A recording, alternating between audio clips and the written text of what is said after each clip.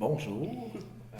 J'ai avec moi Ariane Bérubé du Château Madelino aux îles de la Madeleine. Donc, bonjour Ariane. Bonjour Dominique. Ben, pour nos auditeurs, si on commençait par une présentation. Hein? T'es qui toi, Ariane Bérubé? Qu'est-ce que tu fais dans la vie?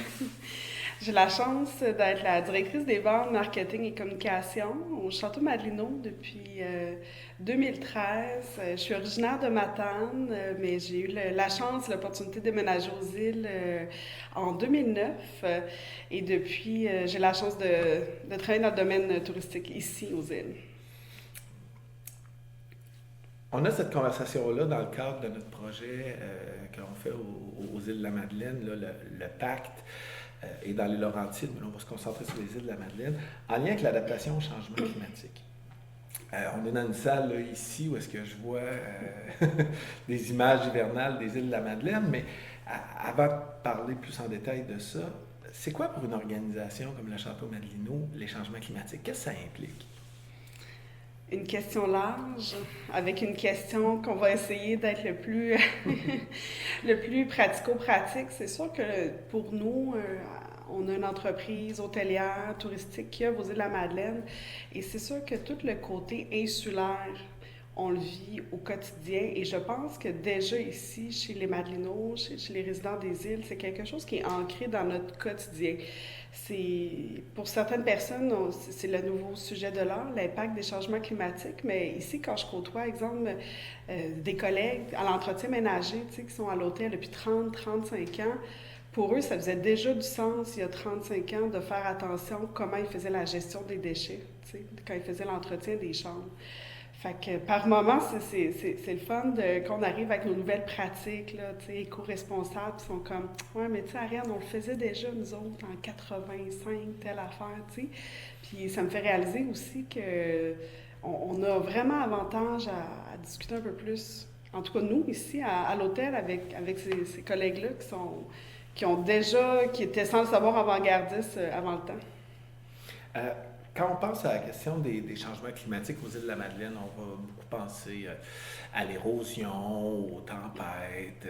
Puis quand on pense en général, là, adaptation au changement climatique dans le secteur hôtelier, va souvent venir sur la discussion des éléments autour de la consommation d'énergie, etc. Vous, dans votre cas, il y a quelque chose d'un peu particulier, c'est qu'un de vos produits phares était, puis je mets un petit peu l'accent sur était, l'observation des blanchons sur la banquise. J'aimerais que tu me parles de c'était quoi ce produit-là. Puis après ça, on développera là, en termes d'adaptation. Oui. On a eu la chance dans les années 80 d'avoir des Madelinos, notamment le propriétaire de l'époque du château Madelino, André Bourque, qui a eu une vision exceptionnelle de développement, vraiment un précurseur, encore une fois, dans les expériences nature et tout autre type d'expérience qu'il a fait vivre ici avec l'hôtel, avec la clientèle. On a la chance, au niveau de l'environnement, d'accueillir, si je peux dire ça comme ça, en hiver, le troupeau de phoques du Groenland qui vient dans le golfe du Saint-Laurent pour mettre bas sur la glace. Lorsque le golfe est glacé, bien sûr, à l'époque, on ne se posait même pas la question ce qui va être glacé, va être pas glacé. Pardon. Et donc, à l'époque, ce développeur-là, M. Bourque, a dit, ben, quelle activité extraordinaire. On devrait organiser des tours en hélicoptère à partir de l'hôtel pour amener les gens sur la banquise et se promener à travers ce troupeau de milliers, de milliers, de milliers de phoques pendant la période des naissances pour voir les blanchons. De fil en aiguille, ça a eu un succès phénoménal, principalement à l'international et principalement du côté du Japon. On a développé une très, très grand lien d'amitié, relation d'affaires avec des photographes animaliers du Japon, notamment un en particulier, le monsieur Rei Ohara, qui fait que d'année en année, il arrivait ici avec des groupes, des agences de voyage et bien sûr, par la suite, là, tout ce qui est relations, journalistes, photographes animaliers de partout à travers le monde.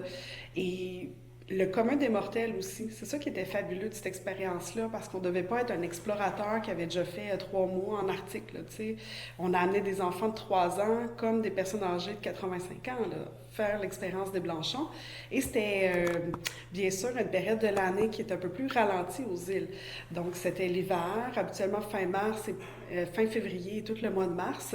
Donc ça menait à une économie nouvelle aussi. Donc ça a grandi, ça a gagné beaucoup d'importance au sein de notre destination et même au niveau du tourisme québécois hivernal. Et là, moi, la première fois que j'ai entendu parler là, de cette expérience-là, c'était un article, si ma mémoire est bonne, dans The Guardian, où est-ce que tu mentionnais que vous l'annuliez. Donc, comment ça s'est passé la première fois que vous avez dû l'annuler? Pourquoi vous l'avez annulé? Parle-moi de ça. La première fois, c'était en 2010. Moi, je n'étais pas là à l'époque. Je suis arrivée pour l'hiver 2013. Donc, c'était mon collègue, Émile Richard, qui a travaillé pour les Blanchons ici pendant plus de 20 ans. Et vraiment, contre toute attente, le golfe n'a pas gelé. Il a commencé à geler, ça s'est réchauffé, la glace est sortie du golfe. Donc, de fil en aiguille, la formation de banquise accusait beaucoup de retard. Et force d'admettre, 2 semaines avant de débuter la saison d'observation, donc la saison des naissances des Blanchons, ils ont dû annuler. Donc, on se ramène à l'époque, là, en 2010, rejoindre toute cette clientèle internationale-là. En 2010, on accueillait proche de 400-450 clients. 98% de l'international. Les communications à l'époque n'étaient pas comme on est aujourd'hui. Là, on ne pouvait pas communiquer avec nos clients sur WhatsApp comme je faisais dans les dernières années. Là, 2010, c'est loin puis pas en termes de communication. Donc, vraiment une onde de choc, de dire « Oh là là, il se passe quelque chose ». C'est un indicateur.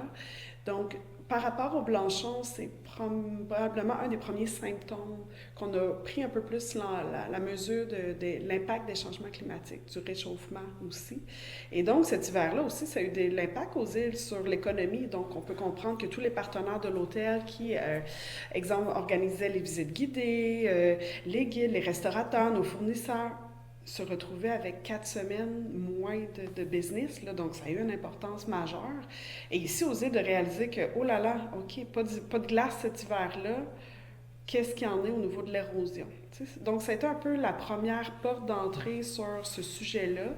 Bien sûr, il y a eu des études avant, mais ça a eu un impact vraiment global au-delà du business ici puis de l'opérationnel. L'expérience s'est renouvelée en 2011. Pas de glace non plus.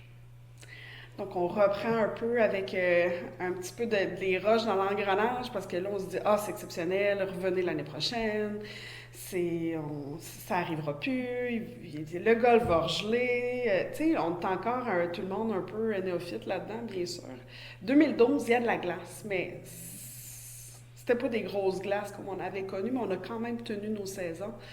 Et par la suite, on a toujours fait des cycles, 3 bonnes années, 2 sans glace, 3 bonnes, 2 sans glace.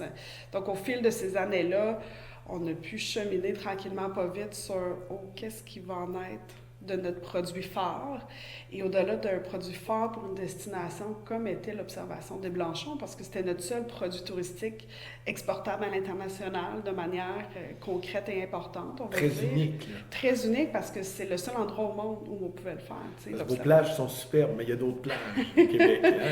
Mais les Blanchons, c'est unique. Absolument. Donc, quelqu'un qui voulait voir les Blanchons devait venir aux Îles-de-la-Madeleine, tu sais.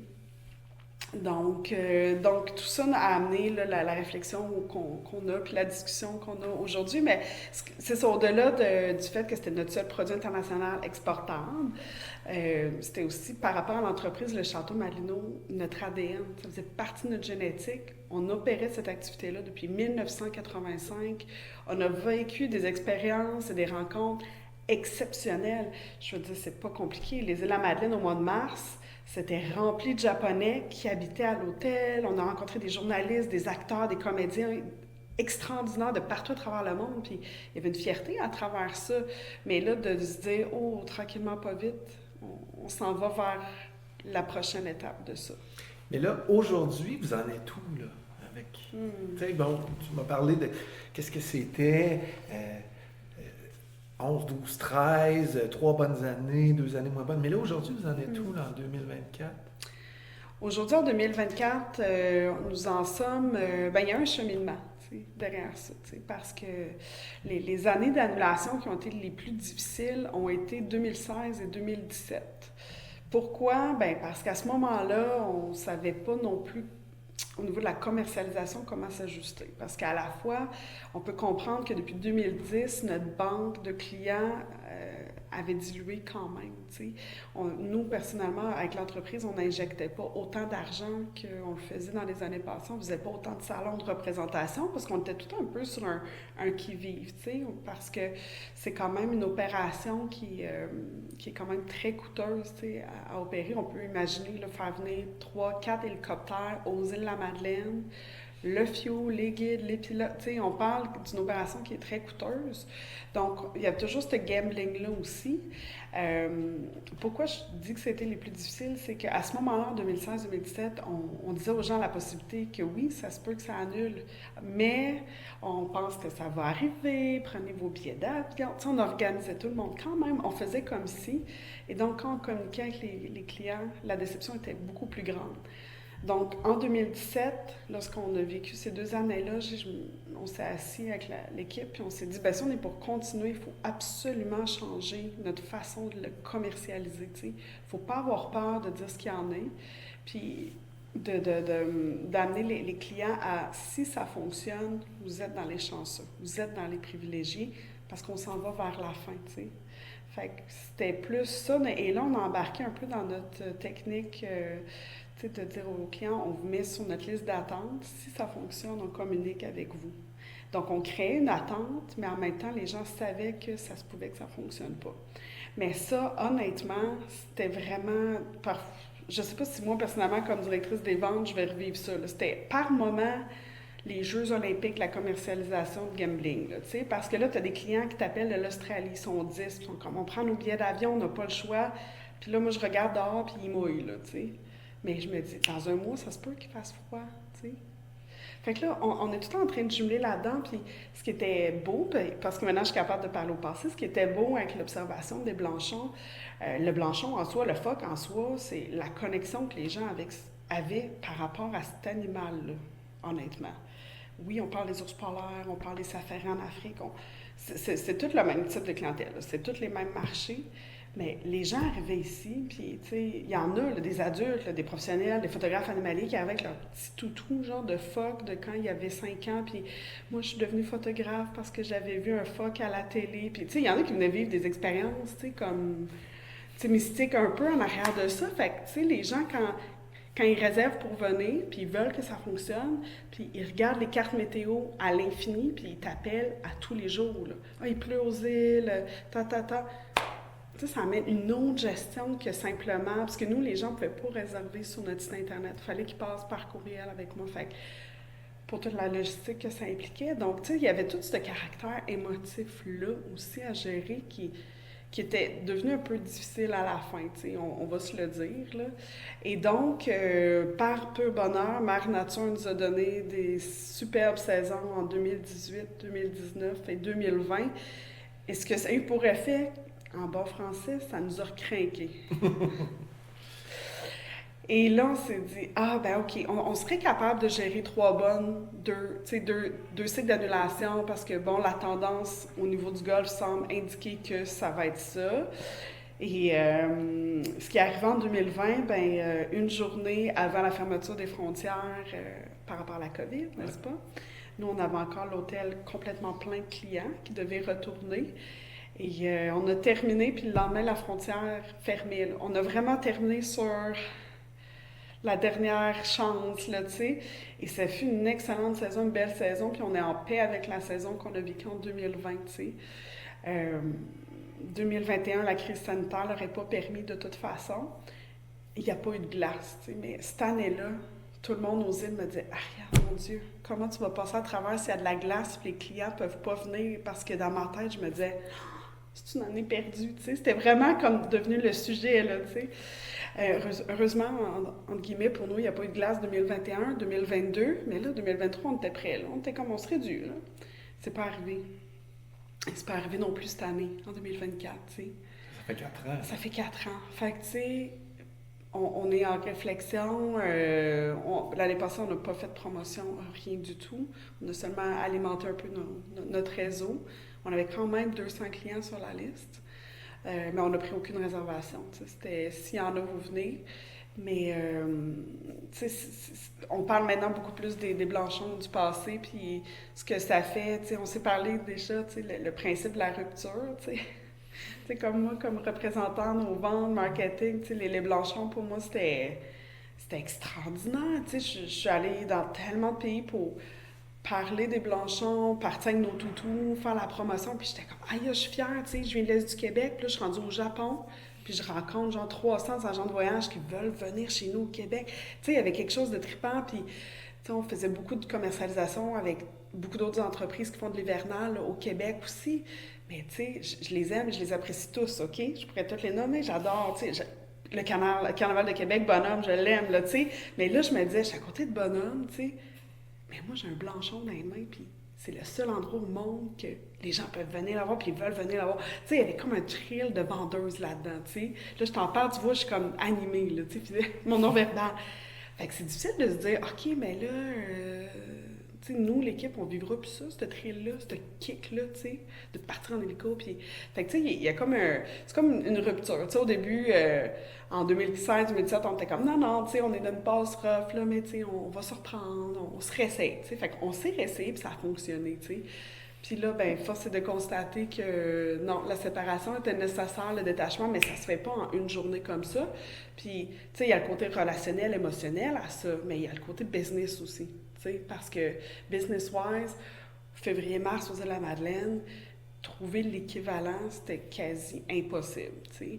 Puis on avait la responsabilité aussi on se sentait responsable puis redevable envers notre communauté aussi, qui nous ont suivis depuis 85. Parce que là, tu nous as parlé là, de la gestion de tes clients puis de la liste d'attente, mais toi, tu as des fournisseurs, là, face à lesquels tu es engagé. Comment vous gérez cette dimension-là? Parce que moi, j'imagine, là, les chauffeurs d'autobus, tout ce que vous devez mettre en œuvre pour offrir cette expérience-là, tu les mets sur stand-by. Comment vous avez géré cette transition-là aussi? Bien, heureusement, ils sont tous ici aux îles. Fait qu'ils sont à même de constater l'évolution au niveau climatique, entre autres. Puis honnêtement, ça fait partie des raisons qu'on a continué puis qu'on a persévéré. Puis on voulait pas que ça soit drastique non plus pour personne. Pas pour nous, mais pas pour nos fournisseurs qui ont été là depuis longtemps. Puis honnêtement, tu sais, nos principaux fournisseurs sur ce produit-là, tu sais, il y avait autant de peine que nous. Puis on n'était même pas à parler d'argent ou de relations d'affaires, tu sais. C'était au niveau de la communauté, les années qu'on n'a pas fait les Blanchons, il manquait vraiment quelque chose, tu sais. Mais ça, c'est vraiment le temps qui a fait que ça s'est placé. Puis les gens se sont organisés, on s'est adapté, certains ont fait des choses différemment l'été, tu sais, pour essayer de peut-être combler un manque, ou, tu sais, mais c'est des gens qui ont continué de travailler, tu sais. On avait déjà des relations d'établies sur les autres saisons. Mais je trouve qu'on a quand même vécu ça ensemble, tu sais, puis c'est très, très rare qu'on se dise pas « Hey, c'était-tu le fun? » tu sais. Fait on a vécu ça ensemble, mais c'était plus le côté émotif, tu sais, qui ressortait tout le temps, tu sais. Mais c'est sûr que pour ici, c'était quand même un revenu qui était très important. Fait que ce qu'on se disait déjà en 2016, quand on voyait ça venir un peu, mais on le sait que ça va pas bien avec notre conjoint, mais on veut pas le voir, on veut pas l'admettre tout de suite, puis on est comme, on était là-dedans, là, en 2016, mais en arrière de notre tête, je me disais, faut commencer déjà à penser à la suite, au niveau revenu, au niveau occupation. Puis, là, aujourd'hui, je suis capable de dire, wow, tu sais, là, on a du temps et de l'énergie pour se consacrer à développer d'autres choses, qu'il y a d'autres tendances qui se passent, puis, tu sais, le vide se remplit toujours, là.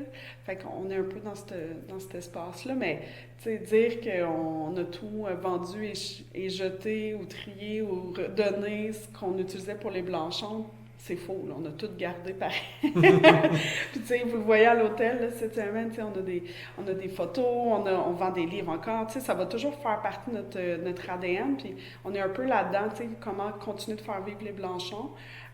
bien qu'on le fera probablement plus jamais, mais tu sais, on veut pas que cette histoire-là fonde avec la glace pour faire la belle analogie. Puis c'est pour ça qu'on était content de participer à la démarche avec vous autres aussi. Écoute,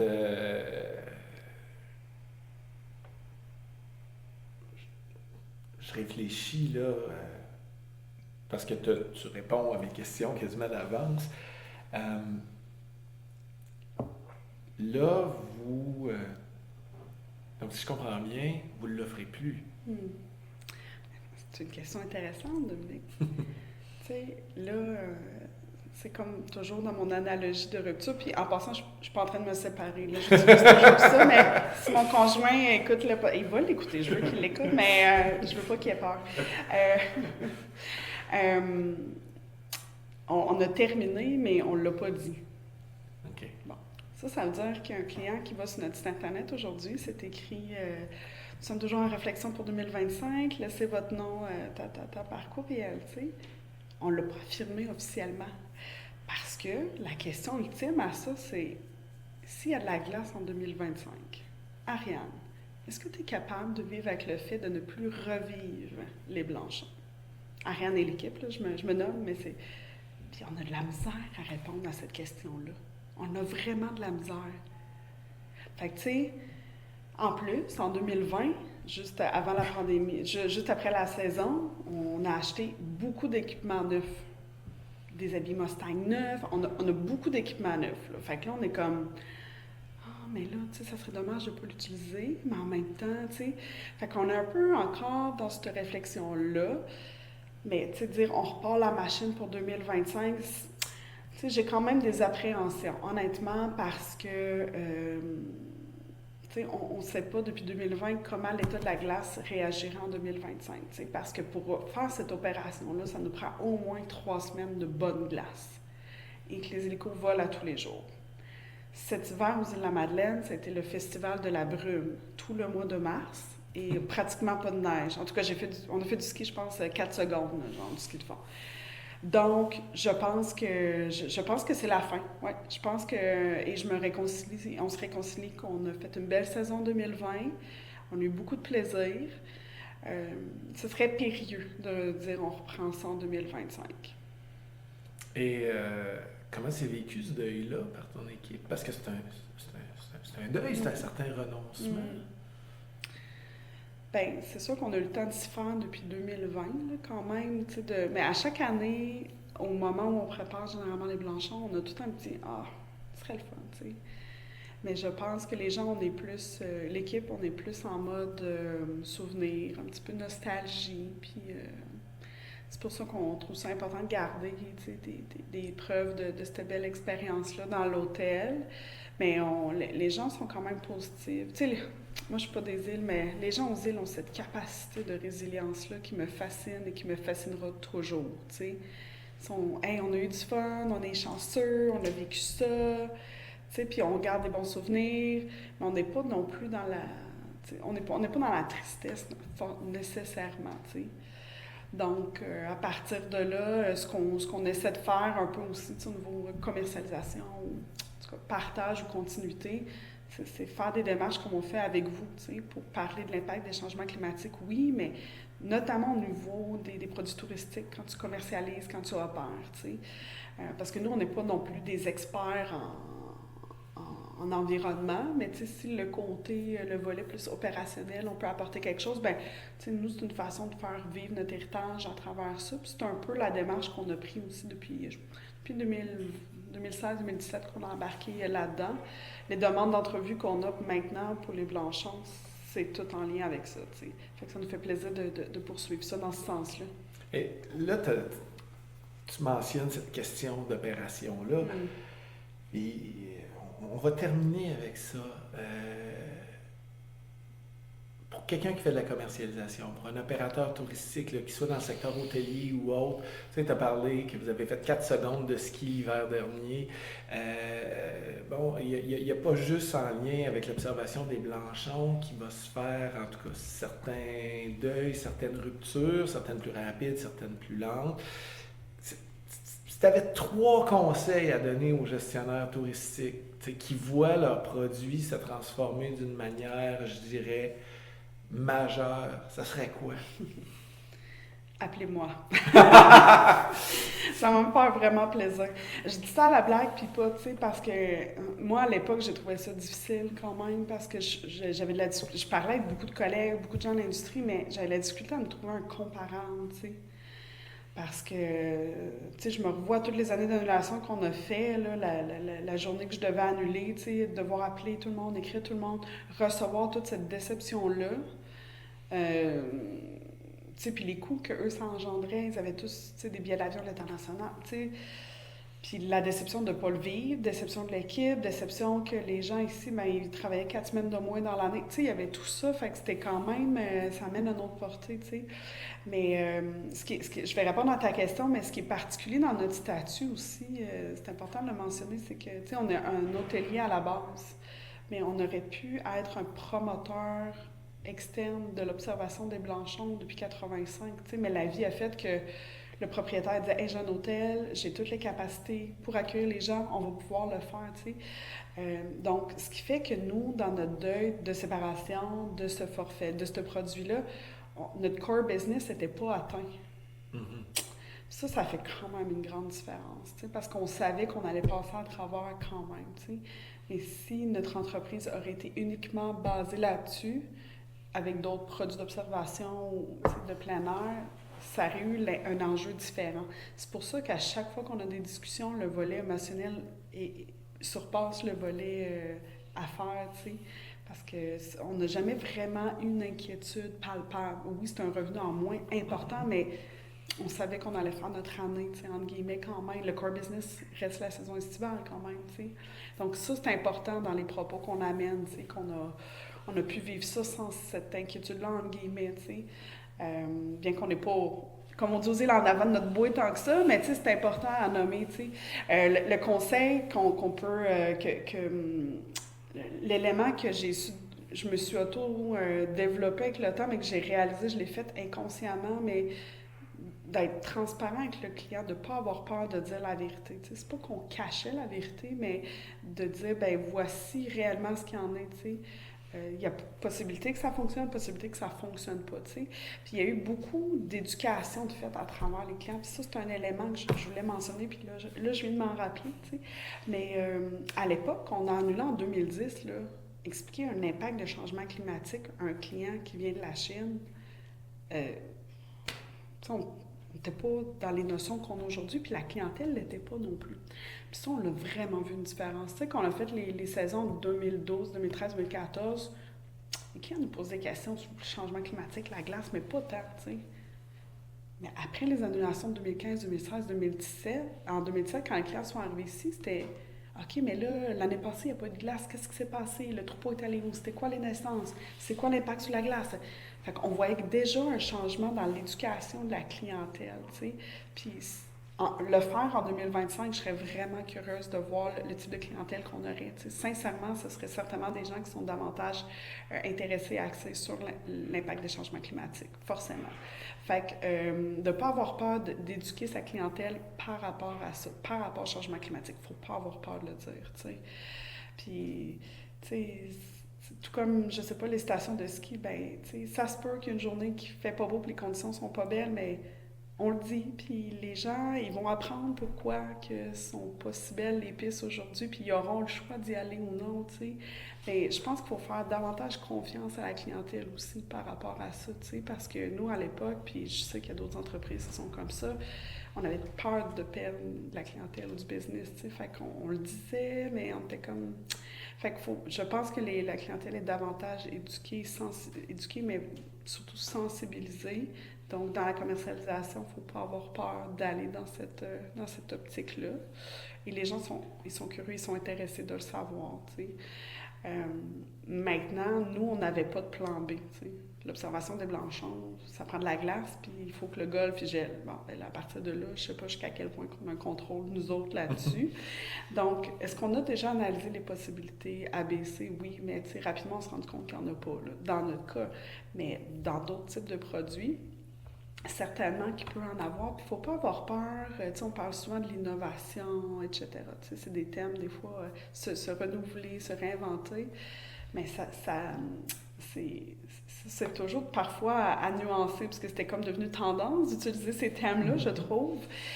Mais dans des produits où l'environnement et les changements climatiques ont un impact direct, ben, on n'a pas le choix de le faire. Puis des fois, le plan B, c'est de l'arrêter. Pour nous, ça a été ça dans notre cas. T'sais. Fait que des fois, on ne peut pas se réinventer tout le temps. Des fois, on peut toujours faire autre chose. Mais réinventer dans la forme actuelle, c'est pas toujours possible. T'sais, je reviens à mon analogie de rupture. Parfois, notre conjoint, on ne peut pas le changer. On peut changer de conjoint. Mais c'est un peu ça, nous, la conclusion à laquelle on est arrivé avec les Blanchons. Ouais. Ben écoute, ça fait le tour de mes questions. Merci beaucoup pour ton témoignage. Donc, c'était Ariane Bérubé du Château Madelino aux Îles de la Madeleine. Merci. Ça me fait plaisir. Merci.